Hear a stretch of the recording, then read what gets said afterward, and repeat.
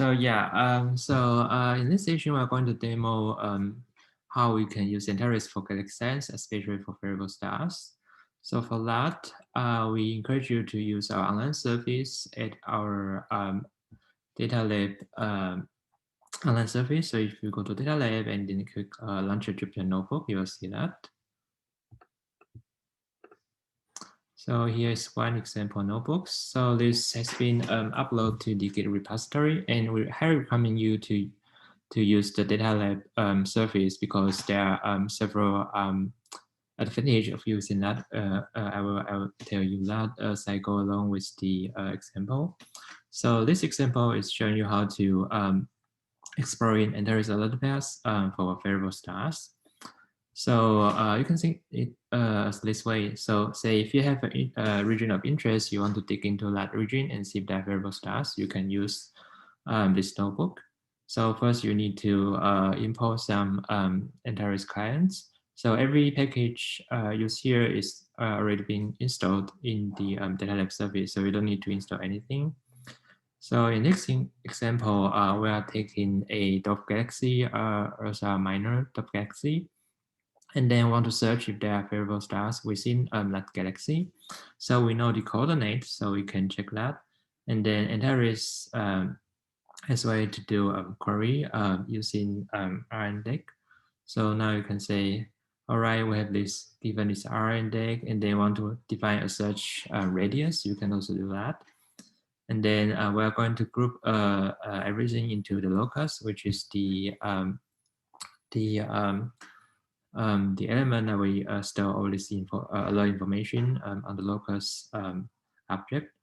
So you can say, all right, we want to do the search using Antares client, and then you can do a con search given a coordinate and a radius, and then you can look into all the locus there.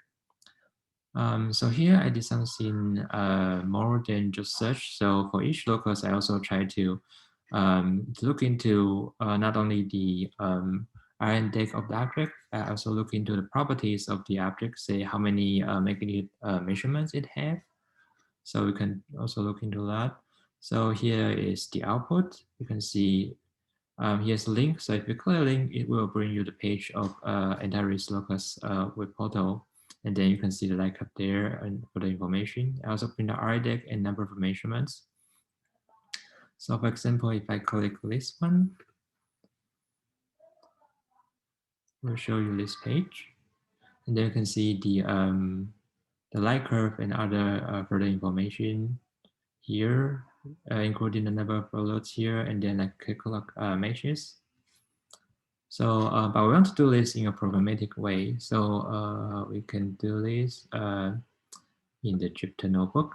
So I was trying to look, okay, maybe, the one I pick is because it has many measurements. So it's more likely to be a variable stars instead of just a one-time transient. There's one thing you can do with the catalog holdings at the Data Lab. We have many deep sky catalogs, and we can even plot a color magnitude diagram. So for example, this one just shows you how to query the color magnitude diagram information from the dark energy camera lately survey data release 8. So we get the query in the SQL form, and then use that. You can query the Data Lab holding of the catalogs, and then you can even plot color magnitude diagrams. So here is what we can do. So here is a color magnitude diagram. The blue points here are the photometry from the lake survey data release 8. And the red points here are the ones that we have some variability or many measurements from this Wiki transient facility. So you can see they overlay quite nicely on this part of sky, part of the CMD, which is likely to be Lara variables. So you can also inspect the light curves. So I showed you before how to do that with the web portal of Antares, but you can also plot the light curve using the notebook like this way. So you can see it's quite some varying here. So it's likely to be a variable. One thing we can do is try to look if it's a periodic variable.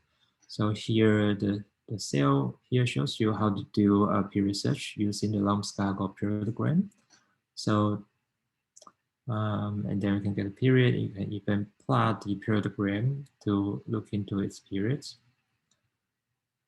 So for this one, we first try to plot the periodogram. So you can see here. So the axis is periods, y is the relative power. So you can see it's most likely to have a period of 0.492 days. And with that period, we can even fold the light curve. And you can see the light curve folded here. So the x is the phase, y is the magnitude. So from the light curve, it's probably a Lyra star.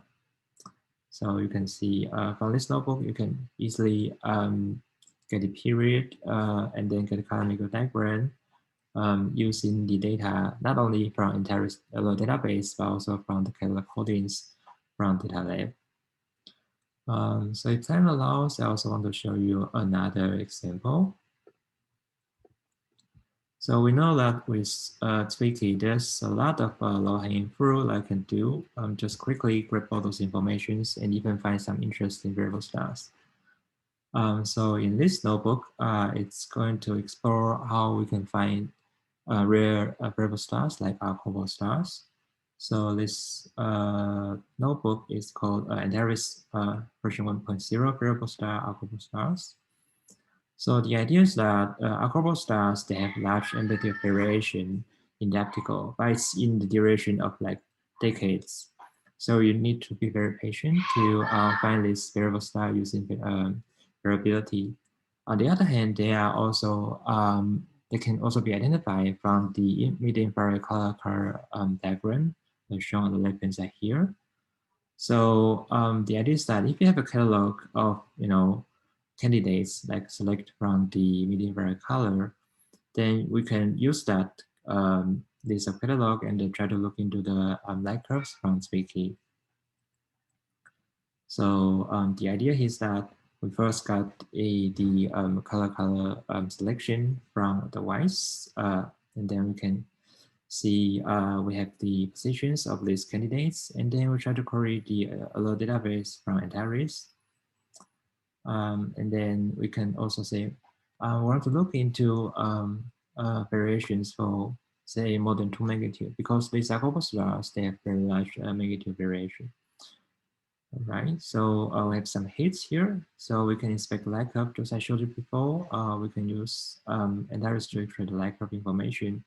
So here, the red points are the R band, green points are the G band. I can see there are some variations here. So we believe this looks very likely to be a archival star. So you can trigger an observation with Las Cumbres telescope using the AR axis, and then we confirm this to be a genuine archival star, and you can publish a paper. So you can see there's a lot to be done for those low-hanging fruits. 2 minutes. All right, yeah. So that's all I want to say, and I'll stop here and take questions.